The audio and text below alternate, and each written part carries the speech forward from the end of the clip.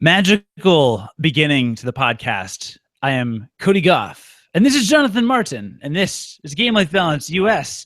And today we plan on talking about a couple things. We're going to make as Jonathan put it, a video game sandwich. I love the way you put that. It's very artisanal, like an artisanal cut of meat at the deli. Isn't that what Panera calls their sandwiches? Artisanal, aren't they artisanal sandwiches? Or is that a Subway thing? I don't know, but if either Panera or Subway would like to sponsor this episode of Game Life Balance US, it might be too late. But if you'd like to sponsor any future episodes of Game Life Balance US, but this would be the most appropriate one because we're making the sandwich. We're more than willing, though, to talk about how much we like your artisanal sandwiches on future episodes. It's true, but this is going to be a veritable content sandwich, if you will. You were laughing in spite of yourself. Do you know what one of the best things about recording that secret episode was? I wasn't involved. It was that I got to complain about you to not you. Yeah. That was the best thing about it. Because you're used to complaining to me. I'm usually complaining about you to you. And it's when somebody else can also complain about you at the same time, it makes a much more satisfying experience. No, it's true. I actually wanted to specifically talk about that in a quick plug right before I quickly, and the word quickly is already degenerating into not quickly, outline this content sandwich of an episode that we have. So we call this podcast Game Life Balance. We're actually going to start and end with a little bit of video game talk. In the middle, have some things about our lives and how we live them. And that will kind of go in the middle. I'm going to keep things very high level at the start. The idea is I'd like to say a couple things about the social aspect of Final Fantasy XIV. So don't worry, it won't get too... Like, if you're not a gamer, you should still enjoy it. And then John went on a trip this summer to Las Vegas that we'll hopefully talk about. I went to a trip to Spain. On a trip to Spain, I went to Spain. I traveled to Spain. I was in Spain. I was inside Spain. Just going to make some stupid sexual innuendo, but... No, you already did. Right, there you go. You did it for me. This is why we've been working together so long. We finish each other's sandwiches, and we bring it back around. And I will hopefully talk about that. And then to wrap up the episode, getting back to the gaming world, John has something to say about something called Kentucky Route Zero, which I don't believe is... Super brief. I actually do plan on going into a full gamer bit about that when I finish it, but I just want to talk about a couple of first impression type things. Yeah, cool. So that's the intent. I don't know if any of these things will happen. We intended on doing about half of this stuff on our last episode, and then a lightning storm knocked out your power? What happened? I feel like I haven't actually lost power in the way that we lost power that night in 10 years. So it was like a crazy freak storm. We're talking like 40-mile-an-hour winds, just absolutely pouring rain, lightning and thunder, like that constant lightning and thunder in the sky type thing. You know what I'm talking about, where it kind of doesn't stop. Oh, yeah. Yeah, and the power flickered once, and that was when we very first shut off, and it came back on again for 5 seconds, and then it shut down completely. And we had literally lost power for probably 5 hours. So it was a very long power outage for me. I know people go days without power sometimes in like crazy storms, but this was just like a random freak storm that knocked out our power for about 5 hours. So it kind of stunk. I couldn't run the fan in the bedroom. It got kind of warm for sleeping, but yeah, it was weird. It was kind of a weird thing. Is it humid up in the Twin Cities area? We live in the Midwest. Minnesota exists in the Midwest. Therefore, it is humid. Yeah, but it's especially humid here where we're next door to one of the Great Lakes. No, it is very humid up in Minnesota as well. You may have one Great Lake. We have all of the other ones. We have all of the other lakes. You're the land of 10,000 lakes. 10,000. Yes. 10,000 to the 1,000th power lakes. Which I believe in internet land, you're known as the land of over 9,000 lakes. Is that what we're known as? Now you are. I don't understand. That's not that funny. Because it's 10,000 likes. That's more than 9,000. That's literally what I just said. It's over 9,000. Explain the joke to me. It makes jokes funnier. In detail. Which is weird because last week, when I thought I wouldn't be able to get my camera to work, I originally picked a photo of Vegeta to show as my avatar for last week's episode. And over 9,000 as a quote of his. Bringing it back full circle, I intended to do that on this episode of Game Life Balance US, the American edition, which is not the Australian edition. However, you guest hosted kind of an episode-ish. You didn't really actually... No, you didn't guest host an episode of Game Life Balance Australia. You guest hosted an episode of Game Life Gaiden. Right. Actually, I don't think I guest hosted. I think I just hosted. Because I think the idea of Game Life Gaiden... So if you didn't listen to the episode, it's a Gaiden in Japanese is a Japanese term for a side story. And so we have AC Yoshimura, who is one of the hosts of Game Life Balance Australia, and I decided to record a secret episode and try to start a new series called Game Life Gaiden. And the idea is that any of us can record a Gaiden episode together. Basically, it's a side story. It's an episode that is unrelated to our general run of episodes. It could have any kind of combination of us. I mean, maybe we'll do an all four of us episode of Game Life Gaiden, but we just kind of secretly recorded this and put it out there into internet land without you or Rob knowing anything about it. That was kind of the intention. So here we are. I will say the first half, you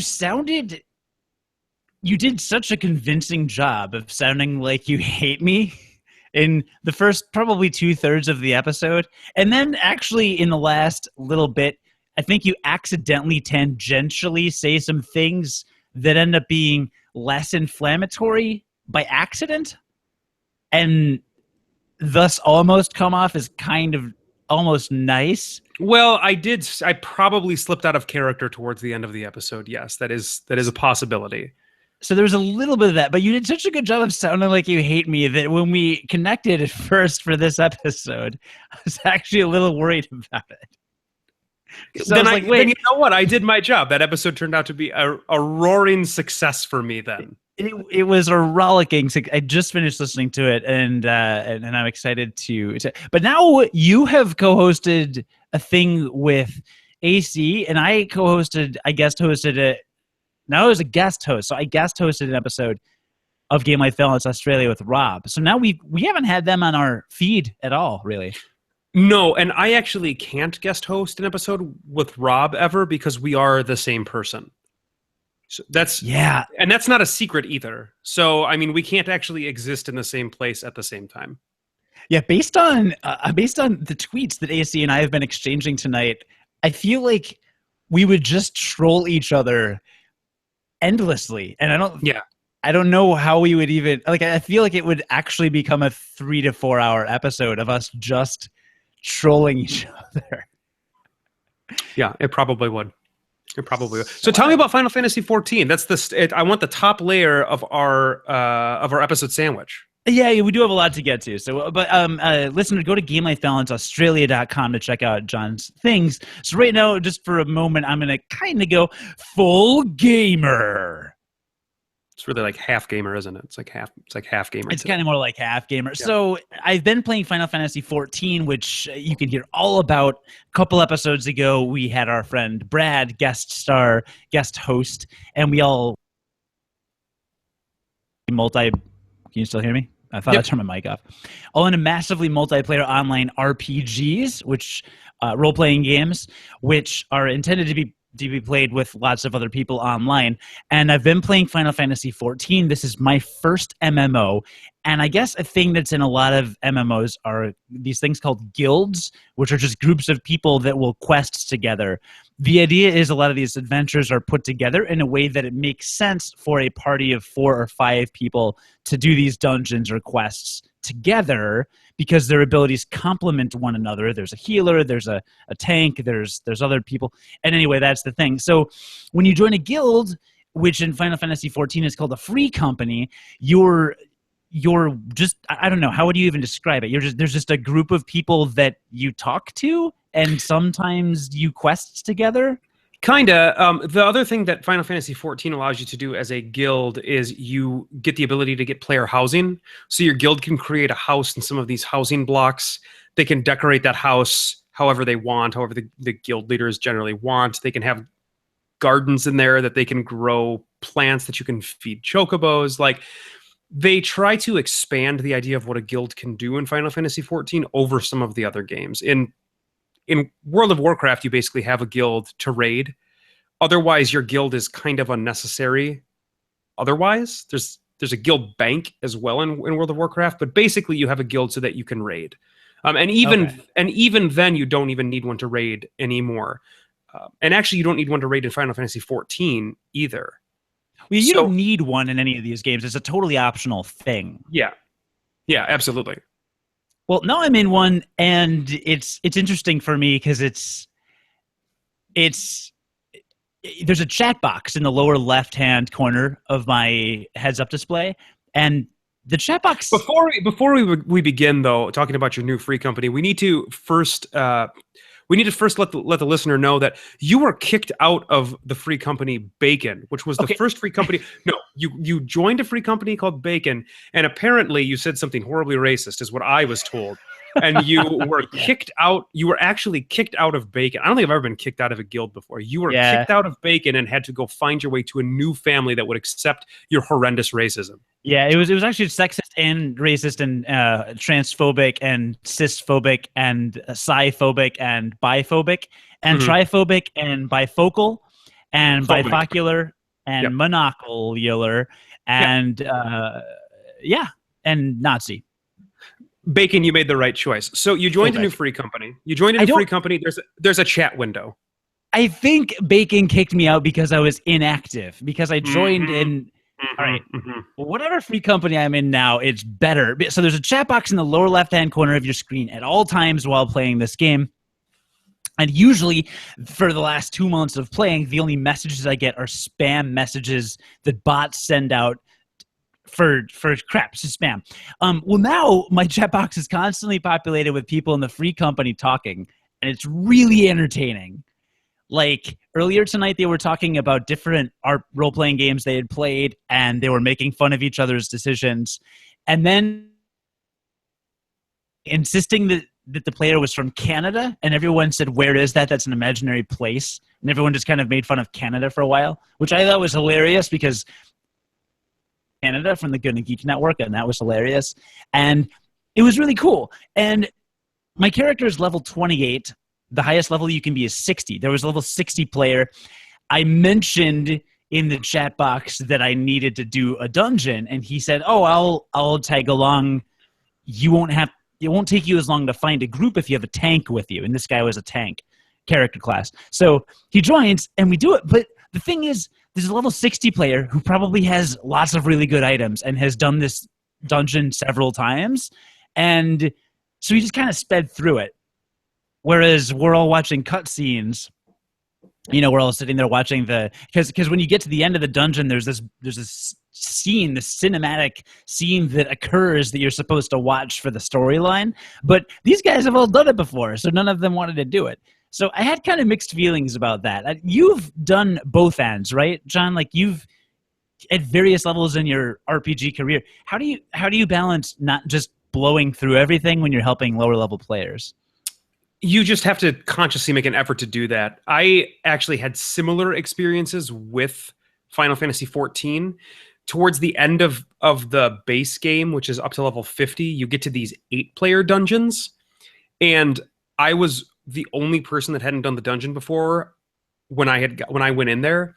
And it was actually a really big bummer because some of the cutscenes are really long in these dungeons too, because it's the end of the main game. Like, it was before the expansion to the game came out. It was the end of the main game, were these couple of dungeons. And so they're these big sweeping cutscenes like there always are in Final Fantasy games.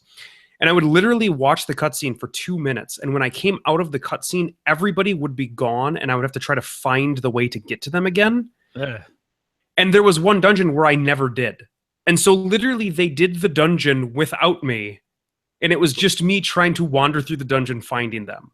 So unfortunately there is not a good system in place to prevent that from happening in this game.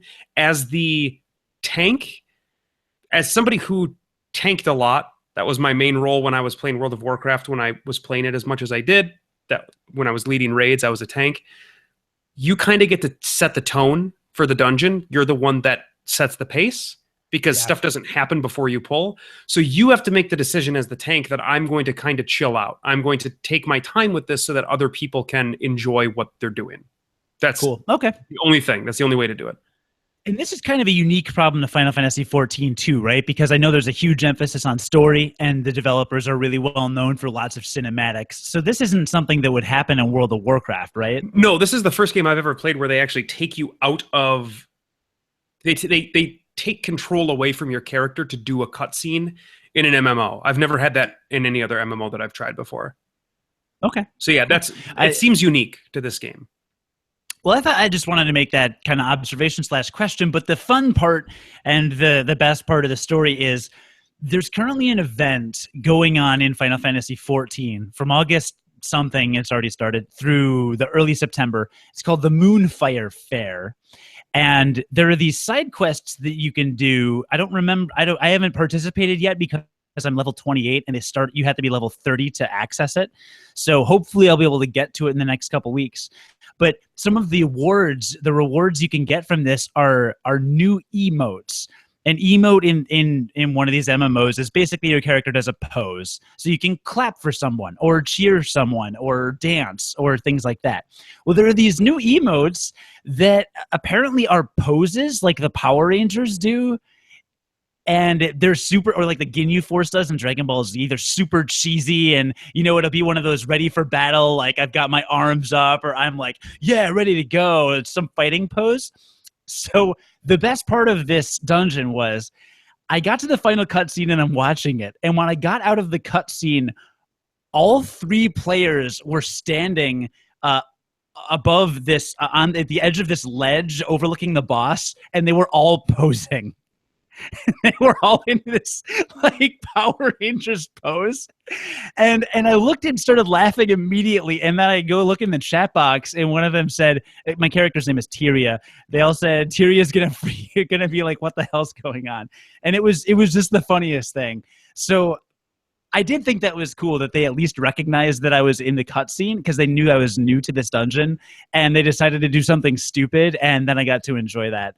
So I'm starting slowly to see the benefits of MMORPGs and the community aspect and the social aspect, because this is all tied in. This is never something that would happen in a single player game, right? So that was fun. That was all.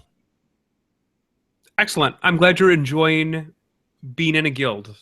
It's a good, if you really go down the MMO hole, like if you really slip down that hole and you get into a very active guild in one of these games, I've said it before on this podcast, I'll say it again, I don't think there is a better gaming experience that can be had than playing an MMO with a very active guild. I just don't. It was by far my favorite time of gaming in my life, was playing World of Warcraft with my guild. And when we were raiding 3 nights a week, it was my favorite time. I legitimately, for a second, I saw you had a look on your face when I was finishing that story before you responded. You had a look on your face, and it was a happy look, and it wasn't really a smile, but it was a happy look. And I know it wasn't at me, because you don't like me. Nope. But I know you were thinking about something about what I said took you somewhere. So yeah, I mean, there's some serious nostalgia when I'll never be able to do that again, and I understand that, at least not in like the traditional gaming sense of any games coming out in the near future, because I have a family now, and it's just I have a much different dynamic when I'm playing video games. But that time in my life when video games were very important to me, when World of Warcraft was the most important thing to me, other than my future wife, of course, was awesome. It was really awesome. It really was. It was awesome. So well, I would love for you to. You have to the problem is really balance, because these games can seriously throw off your life balance if you dedicate a lot of time to them. But if you're able to balance it and still get to do those things, like the raids and the other free company experiences, or the guild experiences, like is seriously amazing. It is such an amazing thing to do in video games. I will say balancing living with a significant other has always been a major challenge for me, because they don't understand that it is a social experience and it is a social game. And if my girlfriend's on the phone, for example, and someone invites me to a party and says, hey, I'll run this dungeon with you, which is doing me a favor, and invites me, and then there's 4 of us and we're 20 minutes into a 40-minute dungeon, and she comes up to me, I can't just hit pause and put the controller down. I had this problem when I used to play ranked matches in Call of Duty and Halo in 2011, 2012, and I would have a girlfriend over, and she would she'd be over for a while just kind of hanging out or whatever, and suddenly I'm doing this multiplayer thing, and then suddenly, oh, give me your attention right now. And it's like, well, how do you... it's never easy to communicate these things. No, MMOs are kind of notorious for that. So I think something you have to work around. I will try. I'm sure we'll talk more Final Fantasy XIV in the future. Yes. Oh, yeah. Before we move on, one other quick thing. I also my girlfriend did come in the room and wanted my attention, which is great. I love giving her attention. But in the chat box, I started telling everybody my cat was bothering me, because I'm playing as a female character, and I didn't want to say my girlfriend is here in the room, because then they might get suspicious as to whether I'm a female or I'm not.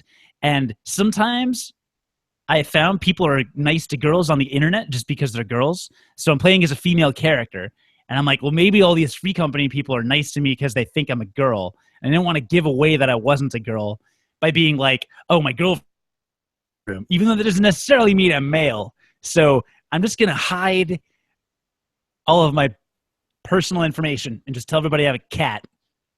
What the hell is wrong with you? Because I'm a psychopath. But I have a point, and you know I have a point. Do you? I have a huge point. It's gigantic. It's 10 feet taller than any point I've ever made. And it's getting bigger all the time. Gross. You can talk now. Well, we need to enter the next segment. We're done with Final Fantasy XIV. We're moving on. We're moving on to the meat of our... This is a double-decker sandwich. There's 2 layers of meat. Your initial bread was satisfying. It was satisfying, but it is not the true meal. But it was artisanal bread. It was artisanal. Panera, subsequently, you can sponsor this podcast, Game Life Balance US. Simply write in to our email, which is posted on our website, gamelifebalance.us. You can go ahead and sponsor us. We could talk more about your artisanal breads, I think. Yes. Mr. Panera or Mrs. Panera. I don't know. I don't know who actually owns the company or wears the pants in that family. Ms. Panera? It could be Ms. and Mrs. Panera. I mean, it's 2016, right? I went to Las Vegas. I didn't eat Panera when I was there. Really? If you were to talk about Las Vegas on a podcast and you had to name a segment, I would probably call it Vice Stuff. You look like you just had a seizure. That was horrifying. Why did you make that face? Because you literally make that face. You make worse than that face. I do not make every time we do that episode. I'm not capable of making a face worse than that face. Anyway, so tell me about your Vegas life stuff. So my wife and I love Las Vegas. I think I might love it a little more than her, but I know she loves it. So I think we've probably gone to Las Vegas about once a year, at least for probably the last 4-ish years. And the Vegas trip has really kind of evolved for us over the past couple of years. We have moved from people who had just gotten out of school, had just gotten their first jobs, had much less disposable income at the time, without a kid, right? So we would book at like a kind of I guess I'd call it a lower tier hotel on the Strip. And because I mean, there's a definite tiering system for hotels on the Strip, right? There's if you just keep it at low, medium, high, you could do that. You could even probably go low. You could even go 1, 2, 3, 4, right? But generally, there's like low, medium, and high, and you could really leave it at that. And we were probably sticking to the low in terms of quality hotels on the Strip. And as we have gained more disposable income, we have kind of changed our habits there. Like we have started to stay at the middle tier of hotel. We're not quite ready for the higher tier of hotel yet. We've been staying at the middle tier of hotel. It's been fun, and our Vegas trips have been really good. Except the last time that we went, we kind of got the feeling I think we might be a little over Vegas. So this was like a year ago, and it was just that like we didn't kind of get out of it what we wanted to at that last trip. So this year, Casey's mom loves Las Vegas as well. And for a birthday present, we got her plane tickets to come out with us to Las Vegas. And we got the rooms and everything. So we took her out there. And that was her birthday present. And we stayed at the MGM Grand, which was our first time staying there. It's her favorite resort, our first time staying there. Whose favorite resort? Her mom's? Yeah, her mom's. Why is that her favorite resort? Because they have a lazy river. And she loves the lazy river. I'm not kidding. She loves the lazy river. They have a lazy river. She loves the lazy river. That makes it her favorite resort. No, that's fine. That's fine. There's nothing wrong with lazy rivers. I've just stayed there, and I'm not being a lazy river person. It's not my favorite hotel to stay in. So, yeah, we can talk about that in a minute here. But we stayed at the MGM. It was our first time there, and we after debriefing at the end of the trip, my wife and I both decided this was actually probably the best Vegas trip that we can remember ever taking.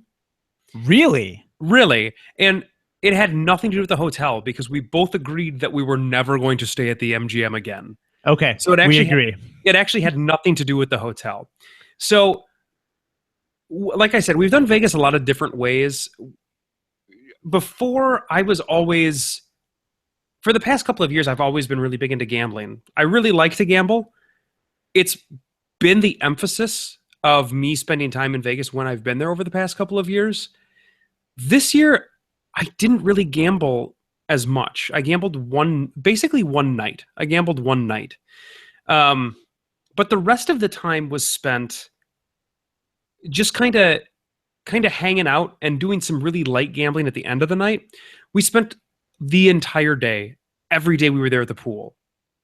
So it was 115 degrees and the pool was awesome. The MGM has about 6 or 7 pools in it. They're kind of generic pools, though. They're just big squares. Like, there's nothing special about them. And then they have that lazy river, which I got in the lazy river once. I was really underwhelmed by it. I lost my sunglasses. I had to go back to Lost and Found the next day to get them, praying that somebody turned them in, which they did. Oh, that was nice. But that was like my lazy river experience, right? So it was really lame. Like, I was not a fan of the lazy river. And otherwise, all of these other pools were just these really generic, just square concrete pools, right? And up to this point, Casey and I, our favorite hotel has been the Mirage, which has this really big, almost Oasis-like pool that is just fantastic. It's probably my favorite pool in Vegas that I've been to.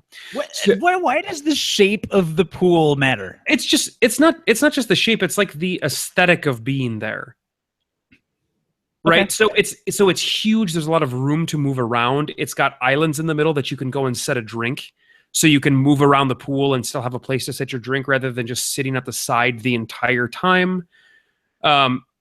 It's just we got in the pool one of the days, the pool that we were sitting by, and it was so crowded that you couldn't even move, basically. Like, you couldn't even move probably 3 or 4 steps without bumping into somebody else. So it was not an impressive pool to us. And when you're spending 8 hours a day by the pool, which we literally spent like 8 hours a day by the pool, it just wasn't, it wasn't that great. It wasn't terribly impressive. Right. But again, it was still like the best Vegas trip they ever took. And what we did this time that we haven't really ever done before is we placed a lot of emphasis on the restaurants that we ate at. So we've always been kind of foodies, like we like good food, but we've never really gone and spent the money in Vegas to eat good food because the restaurants are a tier above. Generally, like the good restaurants in Vegas are a tier above the good restaurants that we're used to spending money on. And when I say that, I mean like the restaurants in Vegas that we went to had anywhere from like $35 to $50 plates, which we do not eat at on a regular basis, like at all. Maybe like once a year outside of when we're on vacation. Like it's really rare that we go to meals like that. So we decided, okay, what we're going to do this time when we go to Las Vegas, we were there for 3 nights. We're going to go to a different, like, nice restaurant every single night. So the 3 of us each got to pick out one restaurant, and we went to that restaurant. And when you're in Vegas and you go to a slightly nice restaurant, they really try to make it like an experience. So it's a long procedure. So there is like the initial greeting step. There is the, hey, we're going to come here and we're going to teach you all about the menu. And this happened every single night that we were at one of these restaurants. We're going to teach you all about the menu. We're going to teach you what sets this restaurant apart, like how we do things, why it's different and why it's great. We're going to get you set up with drinks because everybody wants a drink, right? When you're in Vegas. So I'm going to go through the drink list and I'm going to tell you why you should order these drinks. We're going to come back. We're going to give you the drinks. Then we're going to talk about each thing on the menu and about the things that I like as the server, why it's good to order this, why you probably shouldn't order this thing, etc. I mean, generally dinner was like a 2 to 2.5 hour process every single night. It was long. That's what they're going for. They're going for an experience. But the restaurants that we went to and the food experience was just so good over this trip that it really just kind of blew away any other Vegas trip because of that. Like by us placing the emphasis on the dining experience and then just hanging out by the pool because we love hanging out by the pool, it was just like the perfect Vegas experience because we would get done with dinner at like 10 o'clock. We'd gamble for like an hour or two and then we'd go to bed. We'd wake up the next day and do the whole thing over again. The other thing that made Vegas phenomenal was that my brother, so I'm 31. I've got a 35-year-old brother. He lives out in California, which is a stone's throw spitting distance from Las Vegas. I sat there once. Yeah. It's a 35-minute flight, something like that, or a 4-hour drive. So it's very close. We had just like when we very first booked the Vegas trip was like 2 months ago. We texted him and his wife and said, hey, and they've got a kid too. We said, hey, we're going to be in Vegas on these days. If you guys want to come, you should come. And it's a lot easier for them to make that trip because tickets are much cheaper to go from California to Vegas, or they could drive if they wanted to. But we just offered, we extended that invitation to them knowing that it is easier for them to get there. And they said no, because they're doing house remodeling, other stuff going on. So the night we were leaving, because we took a 10 p.m. flight into Las Vegas. We were sitting in the airport. And I texted my brother and I said, it's never too late to come to Vegas. And he texted me back and he said, hypothetically, if I came to Vegas, where would I sleep? And I was like, this isn't going to happen. So we talked a little bit and he's like, I'm going to talk to the wife and I'm going to see. She wasn't thrilled at the idea immediately. But the following day, he was like, dude, I'm going to come out for a night. Is it cool if I just stay in your room? And my wife and I discussed it, and we're like, yeah, we get to see my brother and his family once a year if we're lucky. So we're like, yeah, we have to take advantage if we're able to. So he booked a flight like the night before, came and stayed in my room with me. Casey stayed with her mom. We had adjoining rooms for one night. Hung up by the pool, had dinner with us. We gambled all night. That was the night that I gambled. And we were out till like 5 a.m. Got offered cocaine and ecstasy by a drug dealer. He said he had heroin, but I had to go to the other end of the strip to get it if I wanted it. The other end of the strip? That's like it's like an hour away. Now it was like at like 5 a.m. It was pretty sweet. Also, he was like, "You guys want to buy some weed?" And he pulled out an entire sandwich baggie that was literally stuffed with weed, and it was hilarious because it was like out of a Hollywood movie. A full-size Ziploc, or one of the tiny sandwich? The sandwich bags, like a full-size sandwich bag that was stuffed with weed. Did he want to sell you that whole bag, or just a little nugget? Just a little bit, I'm assuming. We didn't really explore that option because then he started talking about cocaine and ecstasy and also said he could get us heroin. And we were like, I think we're a little out of our element here. So we left, which was a good decision. But yeah, that was that night. So I just randomly got to see my brother for one night in Vegas. And it was a sweet night. And then he left the next day. We just sat by the pool. I don't know if he got sober at all. I don't know if he was ever sober once he got there, because he was like drinking on the flights on the way over, and then we drank the whole time, and then we drank by the pool. It was really great. And so that just really kind of took the trip over the edge. I feel like I love traveling with my wife, and there are certain trips that I am all about doing with just her. Like when we go to Mexico, I am totally for that being a just us trip, because it's like us at like a romantic resort. It's like all inclusive. Well, help me make the case, because I want to bring my girlfriend to Vegas.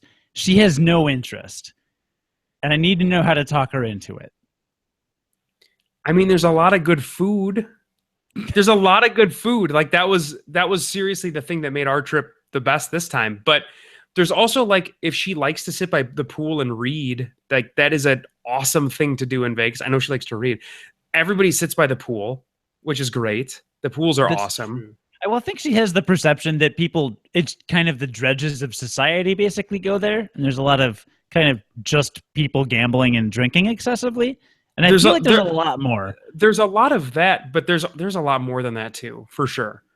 It's become much more than that over the past like 15, 20 years. Not that I went before that, but from what I understand, it's become a lot more than that, because it's had to be able to remain profitable, because the gambling and the staying at the hotels has really kind of in terms of them making money on those things, that's really decreased. And so they have to offer these other things in Las Vegas in order to make money.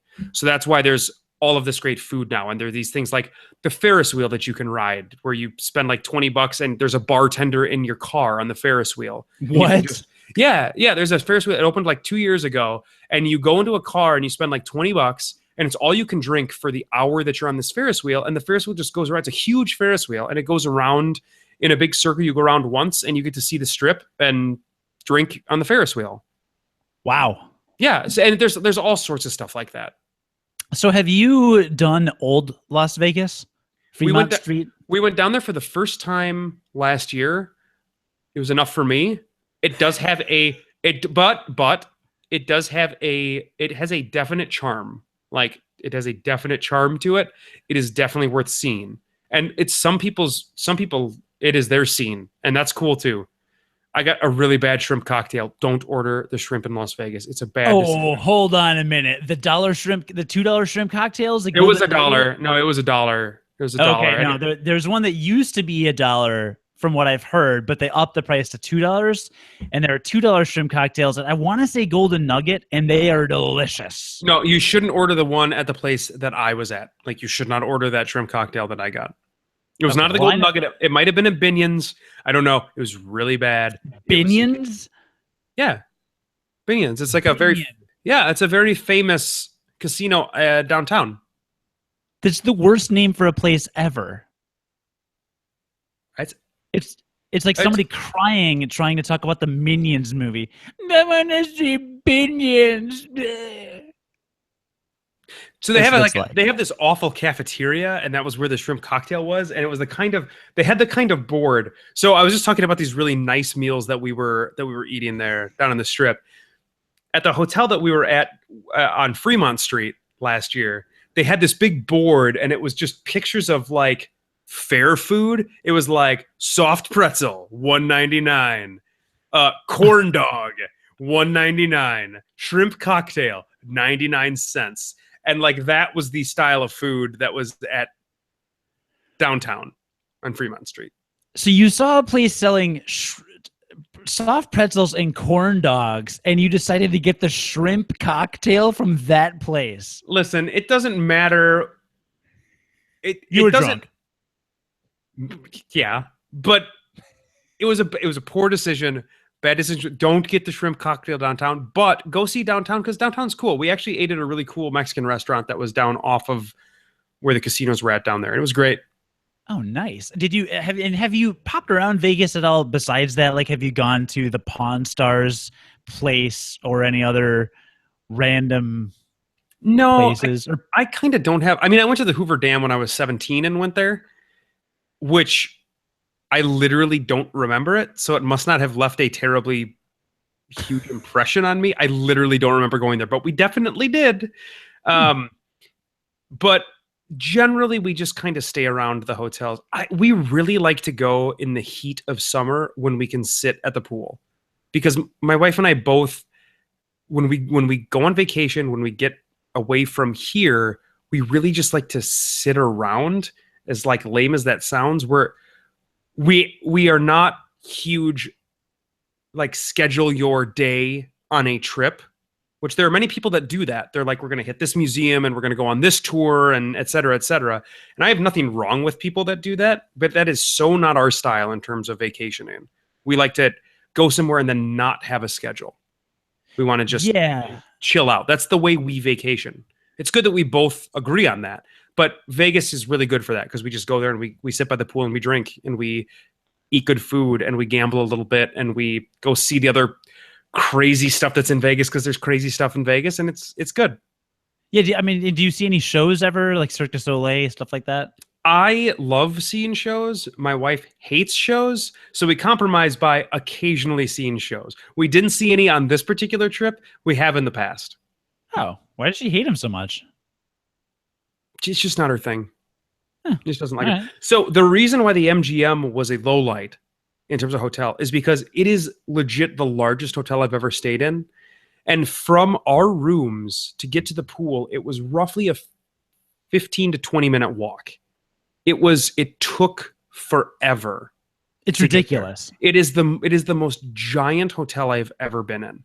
So it was just, we do the thing where we go get a bottle of liquor and we make vodka diets in the room in our cup. So we go and we have to run back to the room, and walking 20 minutes to get back to the room kind of stinks. Yeah, kind of sucks. You can't bring a bottle of vodka to the pool? Not a straight up bottle of vodka. They're not big on that. You can mix one in the pool cups, though. That's good. Yeah, so that's what we do. Yeah, I'm not a big fan of the MGM either. It's just too big for no reason. They've got some good shows there, and they've got cool stuff, but it's just, it's big. It's just so big. It reaffirmed our love of Vegas. I'm going to go back again with her, I'm sure. Maybe let me know next time you go. Maybe that can be the hook. Because my girlfriend likes your wife. Okay, well, perfect. Excellent. And then you can rescue me when I get too drunk. My wife is a great travel partner. Legit. She's a great travel partner. No, I'm sure. Yeah, and my girlfriend tends to not be she doesn't schedule. She's not the over-scheduling type.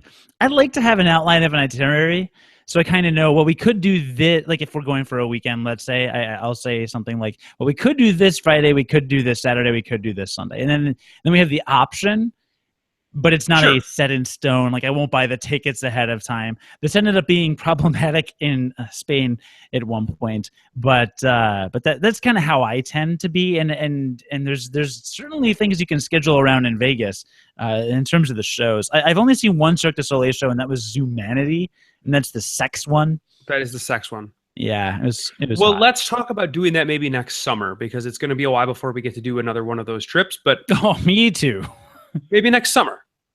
So tell me about Spain. Let's talk about your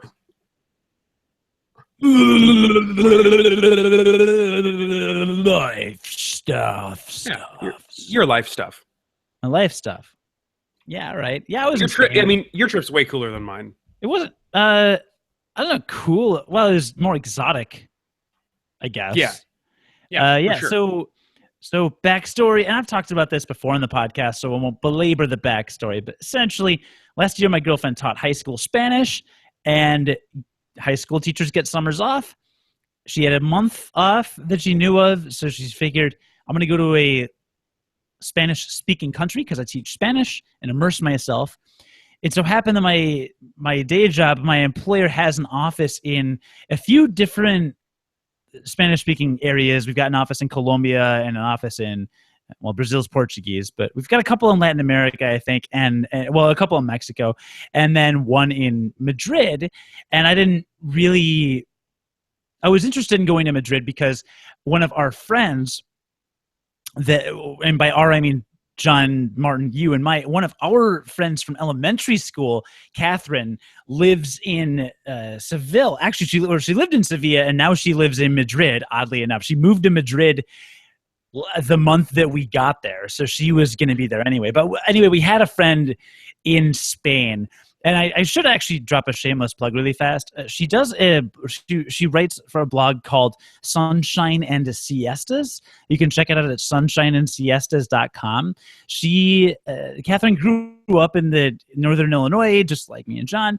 And then after college, she graduated from University of Iowa and moved straight to Spain, and she's lived there ever since. So this blog, Sunshine and Siestas, she talks about what it's like being an expat and why she moved and how she was able to do it, and cultural differences and all these things, and even gives advice on things like getting visas and immigration stuff if you're interested in really just leaving the country, if somebody that you don't want to be president wins an election, for example. So Sunshine and Siestas is great. You can find it pretty easily. Wait, is that why she left? Because that would be impressive if that was the... Yeah, she was like, oh, Bill Clinton won, I'm leaving. No, wait, it would have been Bush? Maybe? No. It would have been Bush when we were in college. Would have been Bush, yeah. Well, anyway, none of that's true anyway. But I should plug that because we did end up meeting with her. But so anyway, I worked it out to where I would work out of Madrid for a week from our Madrid office and then spend a week vacation, so I would get to be there a little longer. Then a week, a month before I booked the trip, my boss says, hey, our London office was wondering if you could do like a training for them, like a webinar or something. And I said, well, I haven't booked my flight yet. How about I just fly into London and then go to Madrid? So I did that. So I flew into London, took an overnight flight, arrived at around 9 a.m., went straight from the airport to our office, gave a presentation at 9 a.m. London time. So, I'm sure that was really good for you. It was not good or entertaining for me. So went straight, gave a presentation, went straight at the end of the day the end of the day I had a happy hour. So of course I have 2 glasses of wine, get pretty much drunk from it because I hadn't slept in 20 some hours, and then went straight to the airport, supposedly to fly to Madrid. I'm an idiot, so I missed my flight. So I then had to shell out for a hotel that night. Thank God the exchange rate is reasonable right now, so it ended up being not as much as I thought, but still quite a bit. Stayed at a hotel that night, hopped over to Madrid the next day, and then that night went to see Molotov. Have you ever heard of them? No. Molotov is a hard rock band from Mexico, and their lyrics are extremely inappropriate, and they basically just curse in Spanish the whole time. Okay. So we went to a Molotov concert. There were half a dozen people wearing Guns N' Roses and Metallica t-shirts. It was very bizarre. It was like a weird hipster pocket of Madrid that Casey had found that we went to. But yeah, and then I worked from the office for the next week, and then the week after that we were on vacation and we went to a couple places. So it was good. It was 103 degrees every day that I was not working. A high of 103, but it's a dry heat, so it still kind of beat Chicago. So is it like desert? No, it's not. It does rarely rain there. And actually, this was really weird. It rained one day. It was kind of sprinkling in the morning. And when I left the office, all the cars that I walked by looked like they had just driven. There was dirt all over them. Super dirty. And apparently it's because sand from the Sahara Desert gets picked up in the cloud system and actually rains sand particles from the Sahara Desert That's in super places weird. in Spain. Yeah. Apparently it happens in Sevilla all the time and further in the south. It rarely happens in Madrid, but it happened when I was there. And I thought they were kidding, but they were definitely not kidding. So that was weird. So it was hot. Yeah, it's hot. It's a very dry city. There's not a lot of. It's a very, very dry city. I wouldn't say Vegas level of dry, but it's pretty dry. It doesn't rain a lot. Pretty dry heat. Relatively inland. No giant bodies of water really. So yeah. You okay? You look like you had like a look of shock on your face. No, I keep talking. Yes, I will. So yeah, we were in Madrid most of the time, and then we did take a day trip to Toledo, which used to be the Toledo, Spain, not Toledo, Ohio. Toledo used to be the sword blacksmithing capital of I guess the world, or of Europe anyway, and lots of swordsmiths there, blacksmiths, weapons manufacturers, and they did it officially up until I think the mid 18 or 1900s or something. So Toledo is a place where most people buy swords. I was an idiot and we got into Toledo kind of late. So by the time we were done checking out the cathedral, we didn't have time to buy swords, which is my biggest regret. But yeah, so we were in Madrid.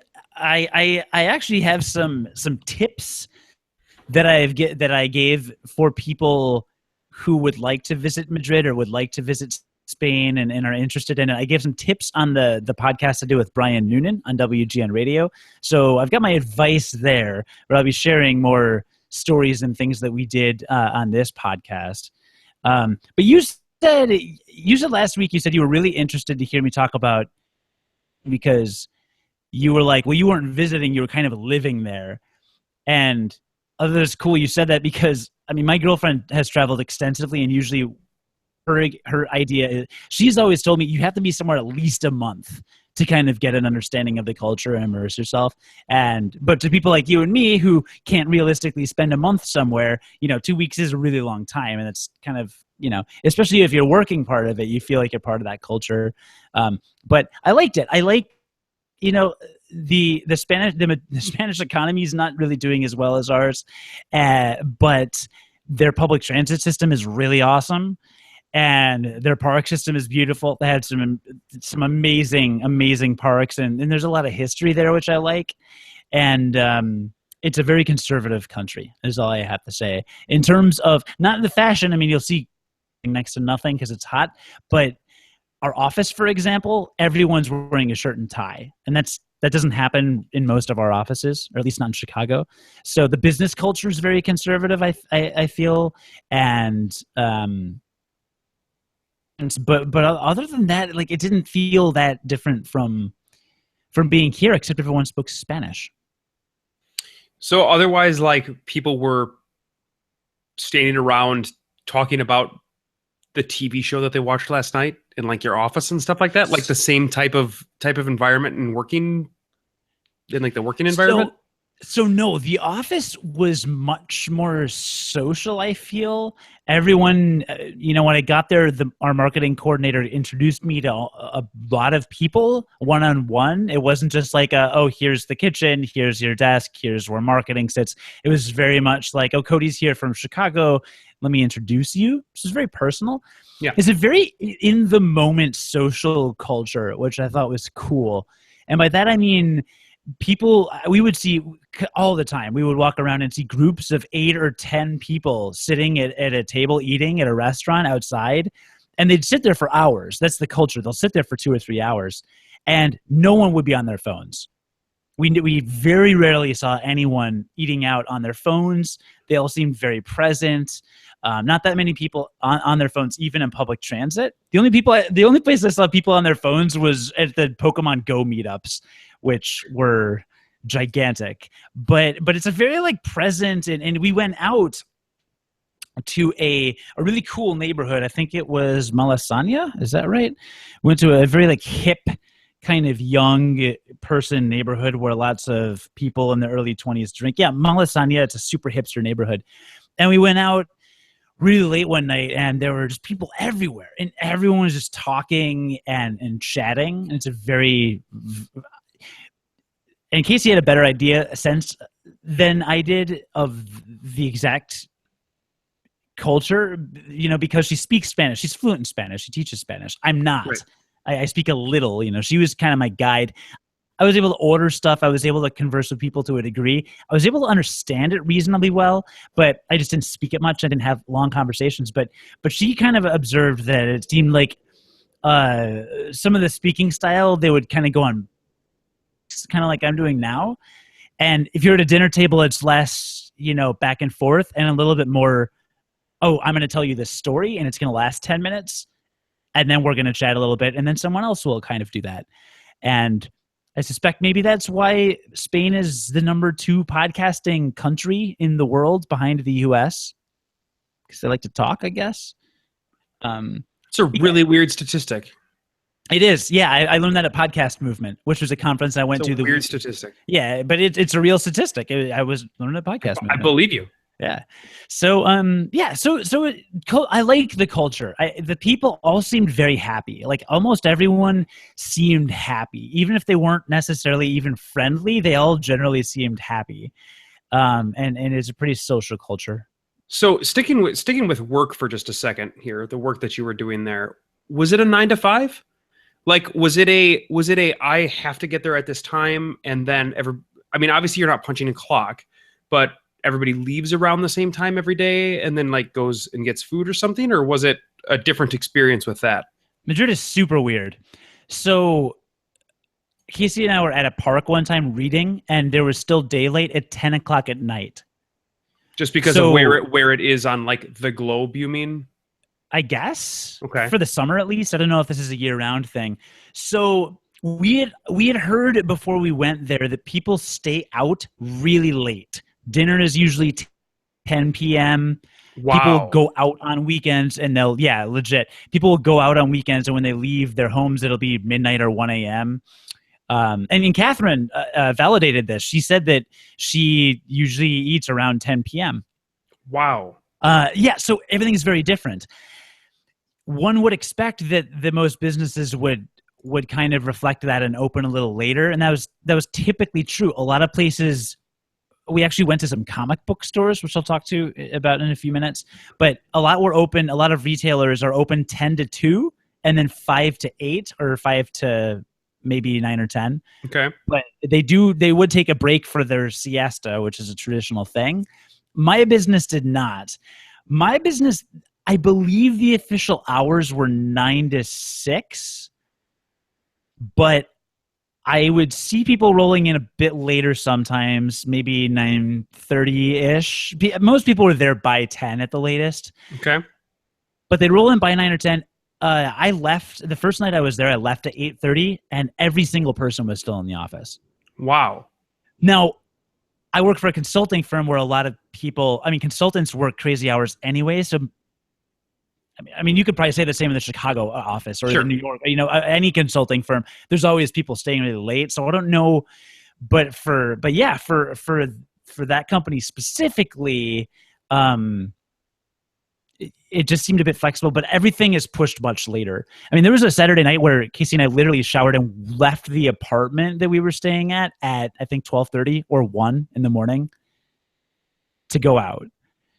So I'm assuming there were people everywhere, and that it was everywhere. Super busy everywhere. Oh yeah. No, we would see kids, people pushing strollers at 11 p.m. regularly. So the whole culture and all the time is shifted a little bit later. And what Catherine told us about places like Sevilla, where it gets 115, 120 degrees during the day, is that everyone just stays holed up inside trying to stay cool during the day, and then they'll leave around starting maybe 6 or 7 or 8 or 9.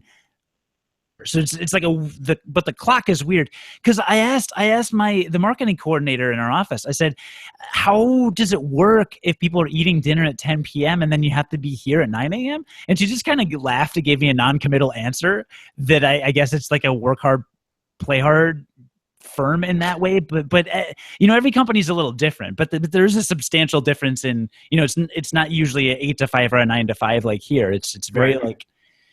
So different. what businesses? So if you're leaving at, I mean, if you're leaving to go eat at 10, what businesses are open other than restaurants and like bars and clubs? Like, is there other stuff that's open around that time as well? No, the retailers would only stay open until probably 8 or 9 at the latest. Okay, so the nightlife is like a normal nightlife. I mean, it's Yeah. not like people are doing their grocery shopping at 1 a.m. or anything like that. No, although the grocery stores near us were open till midnight. Okay. So,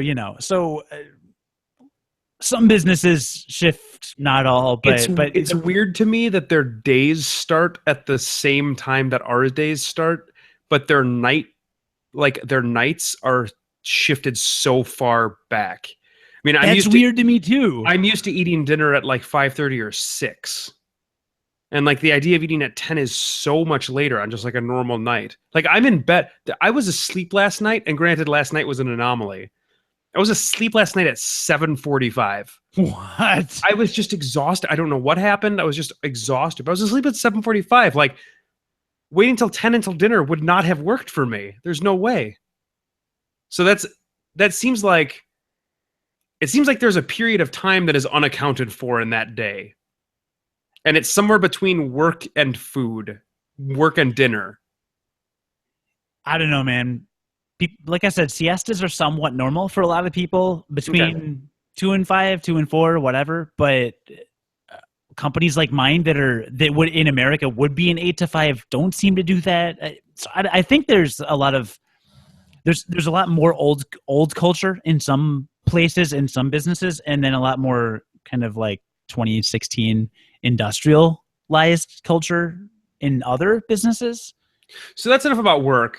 What about like, if you had a number one highlight? Maybe you don't have a number one highlight, like top 3 highlights. Unless you have a number one. Well, I mean, number one was seeing the Royal Palace Alcazar in Sevilla was awesome. That's where they filmed Dorne for the Game of Thrones TV series. Okay. And it was awesome. And I haven't even gotten to Dorne in the series, but it was just unbelievably beautiful and gorgeous. Partially due to the fact that there's so much Islamic influence in the south of Spain. I mean, really all over Spain, because they're right across the strait from Morocco, and Muslims used to basically run Spain for a long time until the Inquisition showed up and the Catholics weren't having any more of that anymore. But when you see a lot of the, like when I was in Turkey, seeing the palaces and things, and it's a very geometric art style with the tiles and patterns they have, and it's just beautiful when they do it in mass, and you can see these huge stone archways lined with tiles that are all geometrically lined up, and they look really, really cool. So it's just a beautiful palace with lots of Islamic influences. Also, you get a little tired of the Christian stuff after a while. I'm not going to lie. We went to some museums, and there would be entire floors where every painting is Jesus. Just everywhere. John, you've never seen Jesus so many times in your life. Like, I saw more Jesuses in Spain than I've seen in my entire life. Is it Jesus? Is it Jesus? Is it Jesus? Everywhere. Jesus everywhere. It's got to be Jesus. Jesai in the Espanol. Okay. Jesusai. Los Jesuses. I like Jesuses. Okay. I believe that there were many Jesuses. So many Jesuses. So the palace was really cool. We saw actually, you might find this interesting. We saw an art exhibit at one of the museums in Madrid of Hieronymus Bosch. Hieronymus, I don't know his first name, but he's Bosch. Or apparently in Spain they change a lot of people's names to Spanish versions of their names. So like Bosch from Final Fantasy XII? So different Bosch. This is Bosch. Okay. No, Bosch, B with a B. Okay. I mean, well, Bosch was Bosch in Final Fantasy XII. I was thinking Vosh. No, there was a Bosch. Who was Bosch? Wasn't it the big dude with the sword? Isn't that Bosch? I don't remember a big dude with a sword in Final There was Fantasy there XII. was there was va- there was there was definitely was. You know what Here, else I don't remember from Final Fantasy XII? Any character. most of Final Fantasy 12. None of them had personality. They actually all They're had personality. Name what? Really, Oh, Pinello? I'm sorry, Bosch was Basch, Basch, not Bo. Oh, I don't remember him. He was the He was the boss, guard. He was the no, he was a guard that joined your party. Oh, he was in your party. Yeah, he was in your party. All that personality. Pinello? Really? What's her personality? I follow Vaughn. Cleric. I don't know. That wasn't even her personality because everyone could be every job class. All right. So you had Bosch the Stampede. Is that what you said? Bosch the Stampede was in Spain? Yeah, that game was stupid. I boshed this. If you look him up in Spanish, he's El Bosco, Bosco, because they just changed people's names to Spanish names for some reason. Sure. But El Bosco was a, and I'm not going to give too many details because my girlfriend will kill me when she hears this because I'm going to get them all wrong. But in fact, I'm going to pull up. It's Hieronymus Bosch. It's Hieronymus.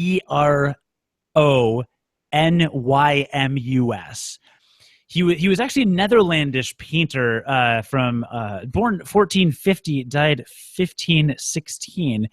But so he's in the medieval period, but he was basically a surrealist painter before surrealism existed.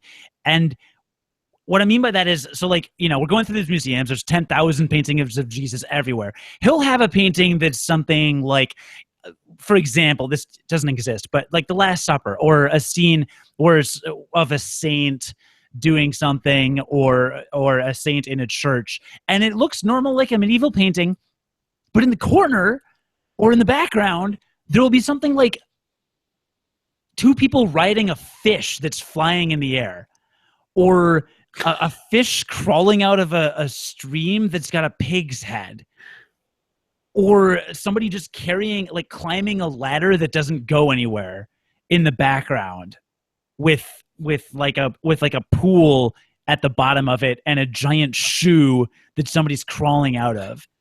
Like stuff that makes no sense at all. And you're like, what is going on? And but otherwise it's a totally normal painting. Yeah, but otherwise totally normal. And this happened hundreds of, or at least decades, but probably hundreds of years before, surrealism and like weird art and stuff like that. But it was just the weirdest exhibit, and some of the art was really cool.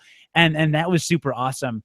And then a couple days after we saw that exhibit, we took a day trip to Toledo, Ohio, and we went Madrid, Spain. Toledo's. I didn't think you actually meant Ohio. No, okay. So we went to Toledo, Spain, and there's a giant cathedral there that's super beautiful.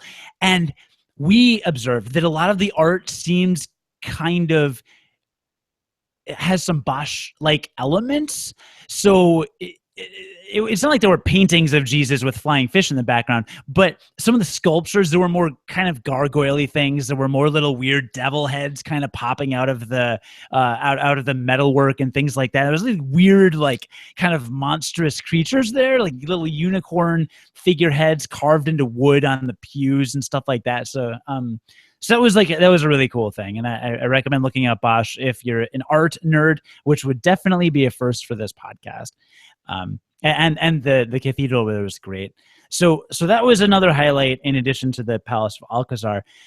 This is where we're going to be oddly similar, but I think honestly the highlight for me might have been the gigantic park in the middle of Madrid. And it is called... Is it like the park? Is it like the park that everybody goes to? Okay. It is Buen Retiro Park. It is a 350 square acre park in the middle of Madrid.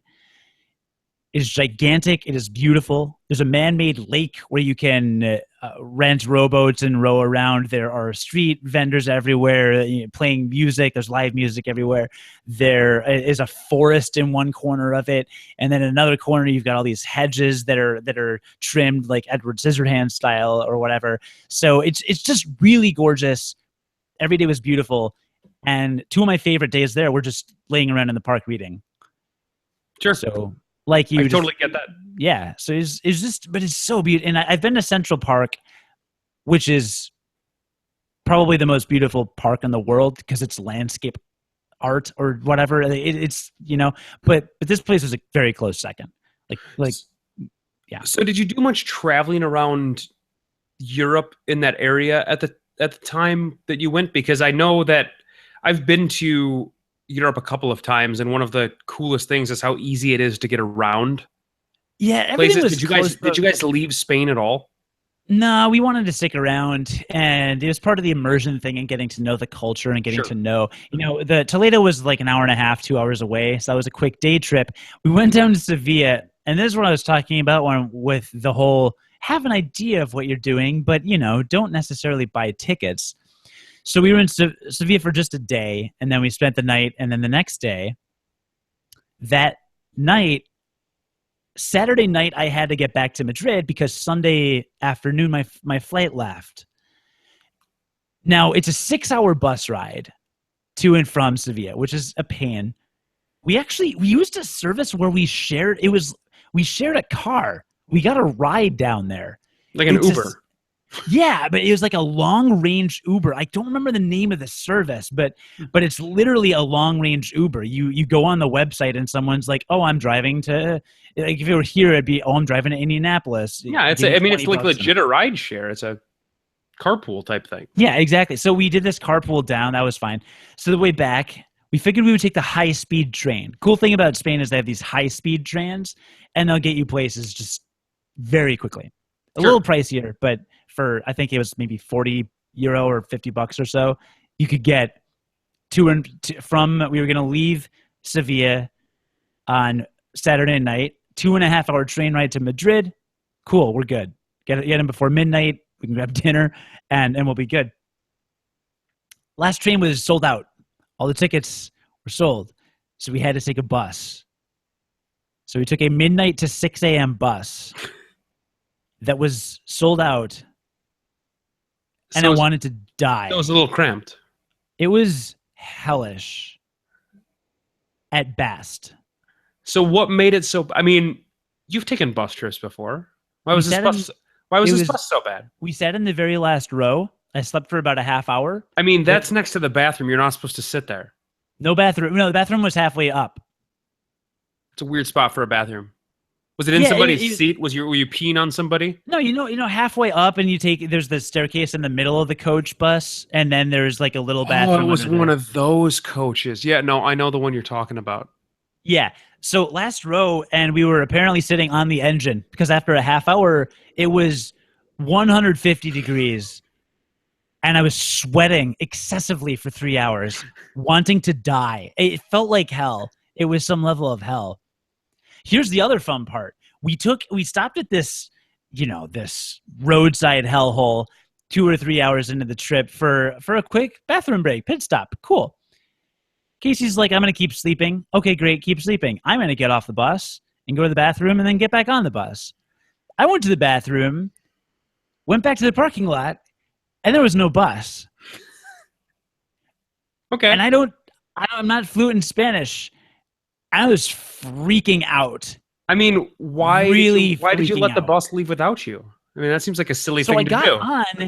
I got on 4 other buses that were there and looked around. Nope, not my bus. Nope, not my bus. My phone was dead. No. Casey's phone was dead. I know it had died, and so she had no phone on her. And I was going into full panic mode, and then the bus pulled up. It was getting gas like a block away, which I didn't know because I don't speak Spanish. Sure. But there was a moment when I was legit. You were going to be stuck in Spain for the rest of your life. It's what? What'd you say? I said you were going to be stuck in Spain for the rest of your life. Yeah, probably. At that bus station. Yeah. That was where you were going to die. That was the worst thing. But then we ended up getting back. I took a short nap and then boarded the flight, and then the flight home was fine. But so we did Sevilla, we did Toledo, we didn't go elsewhere. I was trying to kind of immerse ourselves. And I learned a lot. I did learn a lot of Spanish, and I practiced it a lot with her. I need to take some kind of lesson to get some more structure. Sure. But I would like to continue to learn it because it is fun speaking another language. Did you do that in Mexico at all when you go? Not really. Everybody at the place that we were at spoke English. Yeah. How did you feel about just living away from America? I feel fine about it. Like, did it feel any different? I mean, short of the fact that it's a different country, but like, is it something that you're like, man, actually we have it all right, or you're like, no, this would be fine to live in this too? Oh, it would be totally fine to live there. Okay. Oh my God, no, no part. No. So it was the week I was on vacation was the week of the Democratic National Convention, which of course was a total mess, right? Sure. With protests and WikiLeaks and everything. And I'm so over politics. I shouldn't have looked at social media when I was there at all. I mean, like politics aside, like just the general structure of living. No, I know. So there seems to be less space there. At least that's everywhere. That's everywhere. That's not America, though. Yeah. So there's a bit less space. When Casey got back to our apartment, the first thing she did was text or email me, and she's just like, "Our apartment is gigantic, and so everything feels much bigger here, which is great." Their economy isn't that hot, but honestly, in terms of their culture seemed cool. Everyone seemed friendly. Everything was great. It's a first world country, so it didn't feel different. And their public transit destroys Chicago's public transit. I mean, the trains in Madrid are fast, quiet, reliable, extremely clean everywhere. And better connected, better managed, better run, better everything. Like Madrid's public transit is better than Chicago's in literally every way. I am actually embarrassed for Chicago for how bad our 100-year-old train system is. I mean, there's a lot of pee and poop on those trains in Chicago. There's more than you will ever know, John. More than you'll ever know. I don't want to know. You don't. You really don't. Like, I take the cleanest, nicest train in the city, the Brown Line in Chicago is objectively the best line in the city. It's completely elevated. It's always clean. There are very rarely people begging or, panhandling on it. And there's never poop or pee smells. It's objectively the best in the city. But it's extremely slow and it's extremely loud, just like every other line here. So I don't know. Like the best line here could not touch the worst line there. They even had an entire huge line that goes through the city closed, and we were still able to get everywhere really quickly. Their public transit's awesome. It was great. But yeah, I could live there. I could totally live there. So could Casey. We've talked about it. We didn't talk about it, but we could talk about it. But we won't. But we could. But you could. Might. You might. You never know. You probably won't. No. No. I will say one other thing. When we were out in Malasaña, kind of hanging out, we met a trio of people that were going out. That's three people. Yeah, Italian now. Yeah, that was Italian for three. Trace. A treso. There were three people going out. And we met up with, they were Rebecca, Javi, and Esther. Was that the end of the story? I thought you were gonna make a comment about Esther because it just doesn't sound, but whatever. We met up with them, went out to a couple bars. We met them at an absinthe bar where we drank. And dude, absinthe doesn't feel special to me. It just feels like Four Loko now. I think it tastes gross. I don't love the taste, but didn't it used to have like hallucinogens and stuff in it? I think originally it did, but it doesn't anymore. Right, exactly. So drinking it, I mean, it was, I could say, it had absinthe, but it's just like, it tastes like minty and gross. I don't know. I don't like the taste of it. It tastes like a Jaeger kind of. It's like drinking Four Loko now. There's still alcohol, but no caffeine. So it's like, well, if your heart's not going to stop, then what's the point, right? Yeah, right. I know. That's why I do anything.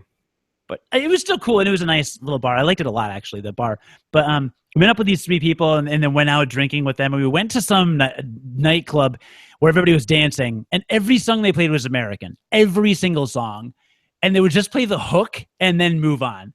So just play the hook to Don't Stop Believin', the hook to Sweet Child of Mine, the hook to a bunch of songs by Modest Mouse and The Killers. Huh. And then it was, I don't know, it was kind of weird, but it was fun. But one of the guys there was asking about Donald Trump, and he was just like, "Why do you Americans blah blah blah all this stuff?" And we were just like, "No, no me gusta." No, we do not like him whatsoever. I think it'd be nice to know that those rumors of the rest of the world asking questions about why on earth he is even considered a legitimate candidate are in fact true. Yeah, that's actually nice to hear. Yeah, it's true. So careful, America. The world is watching. Yeah, sweet. Yeah, it was a fun trip overall. I mean, it's when people have asked me about the trip, it's been really hard for me to answer because it didn't feel that different. And maybe it's because I was with my girlfriend the whole time, and so we had our dynamic that we have at home. Sure. Maybe it's because it was still a first world country, and because I knew enough Spanish to where, and I've been to Europe, so it didn't feel like I was on a different planet or anything. I think for me to accomplish that, I would have to go to a third world country or somewhere in Asia, probably, for it to feel really different. Or maybe just quit social media. I don't really know, but I can't find words for it. I've been trying to think about it, and I can't do it. But it didn't feel that like it. You know, I got back and I was like, I don't feel like I've been gone that long. It's weird. Yeah, but I don't know. Man. Well, sweet. Well, I'm glad you had a good trip and are moving to Spain, because then I don't have to see you anymore, which is good for me. Well, no, because people stay up so late there, I'll still be able to podcast with you. Yeah. And I took a bunch of pictures from Buen Retiro Park of people playing Pokemon Go, and I will be posting them to a Flickr album, and I will post links on Twitter and Google+, and if you want them, email us at unqualifiedpodcast@gmail.com. Maybe I'll make a blog post on our website too, gamelifebalance.us. Nice to know that is transcending the globe as well. I should say that is expanding beyond the borders of America to go everywhere. I went to a few comic book shops with Casey because we're actually working on co-authoring an article on nerd culture in Spain, and I went upstairs in one of them, and there's a game room where people could play Magic or Pokemon or whatever, and there was a guy wearing a Team Valor t-shirt. So I said, "Hey, nice t-shirt," and he said, "Oh yeah, everyone in the comic book store is Team Valor. We've been on it for weeks." Apparently they were using a GPS thing to play in Australia before. Sure. Of all places. And then it was released the week I got there to welcome me to Spain. Niantic did that because they knew I was going. And it was already huge. But it was crazy. And it also became a universal language kind of thing, because it was like, "Hey, I'm Team Valor." Yeah, absolutely. I'm from 5,000 miles away. That's cool. But yeah, it was some more on the nerd culture later. But yeah, I hope you found that mildly interesting. I did. I'm glad that you were able to talk about it for a while. That's good. Me too. I think I'll skip. We'll do Kentucky Route Zero later, because I'm going to be done with the game probably by the next time that we record. So that'll be a good time to talk about it. So yeah, I got nothing else. Wow. Well, I got something. Okay. And it's called the Gonna Geek Network. So wait, this is a terrible sandwich. This isn't artisanal at all. Well, now it's just a pile of meat. Now it's an open-faced sandwich. Okay. Which is still a sandwich, but it's like a lot of meat on that sandwich. Right. Okay. Well. And Panera, you can still sponsor this episode and future episodes of Unqualified Gamers. That's not what we are anymore. We're Game Life Balance US. But you could also sponsor Unqualified. You could also sponsor Unqualified Gamers as well, I think, right? We could just put those advertisements into those old episodes that we did. You forgot the name of our old podcast when AC was talking to you on Game Life Gaiden. Yeah, wasn't that crazy? I couldn't remember it. I don't even remember what I called it, but it was not the correct name. It was not the correct Life Gamers or something. I was not right. Whatever it was not the right name. Great. Well, listen. I guess I'll put a little bit of at least mustard on the sandwich by plugging the Gonna Geek Network, which we are a part of. 2 quick hits, real fast. We are part of the Gonna Geek Network at GonnaGeek.com. You can check out other geeky podcasts there, including All Things Good and Nerdy. We haven't talked about them in a while. On episode 223 of All Things Good and Nerdy, entitled You're the Best, the full crew is back and seems to be losing some of their interest in Pokemon Go. Uh-oh. Naki leads the crew in geeking out over the new Star Wars Rogue One trailer. Chris has found out that Lando might be in Han Solo prequel. And Anthony has found out Nintendo Power is no longer on archive.org. What? Finally, Willie has gotten some playtime on No Man's Sky and is ready to give his initial review. Have you gotten No Man's Sky? Is that on your list? It's on my list, but I don't have it yet. Okay, same here. On my list, don't have it. I had just purchased my Final Fantasy XIV month subscription before realizing it came out this month. So, right. So yeah, I'll get it later, hopefully on sale. But anyway, that's All Things Good and Nerdy 223. You're the best on GonnaGeek.com. And also breaking news. I just received an email from Guns N' Roses newsletter that Guns N' Roses are headed to Japan and guess what country, John? I'm going to say Spain. So it's closer to Japan than Spain. Europe. So it's a country. Spain. You so much. I'm going to say Australia because we know people there. It's Australia. It's Australia. You're right. So, wait a minute. That's also a continent. So AC, host of Game Life Balance Australia, you were required to go to the show with your wife because I went with my girlfriend when they were here and we're the same person. So if you're an Australia listener, check out Guns N' Roses. I have an exclusive pre-sale access code, and I will email it to you or tweet it at you. Hit me up on Twitter at Producer Cody. I'm there all the time. I'll let you know about it. Don't we do something else to end our episodes? I feel like we do something else. I think I can take care of that. Is it just you doing that part? I think I can take care of that. All right, do that thing. So we just want to say thank you for listening to the Game Life Balance US podcast, the American edition of the Game Life Balance podcast.